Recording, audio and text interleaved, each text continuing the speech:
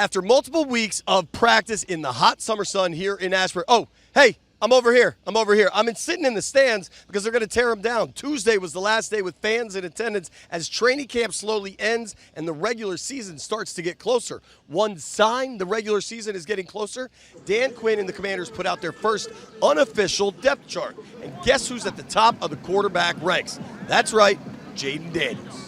I had high expectations for him coming in, but I would say he's definitely surpassed even my expectations of the readiness. You do see the other players gravitate toward him. They recognize how hard he's worked at it. Nobody has higher expectations of himself than himself, and so I think he is just putting in the work to reach the level that he expects himself to play at this year. A lot of times you talk about rookies, it's like, this guy's going to be really good, and that's not. Jayden is good now. Whatever rep we have, whether I get the ball, don't get the ball, I want him to understand how I see things.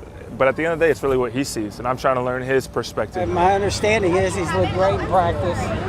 And so, yeah, if quarterback is a huge deal, but it really is the entire team. Now that's Joe Gibbs, a three-time Super Bowl winning coach with three different quarterbacks. He knows what it takes to run good offense. Another guy that knows what it takes to win, Darryl Green. He was also in practice, another Hall of Famer. Those weren't the only celebrities on hand, though. What about Melba? Happy birthday, dear Melba.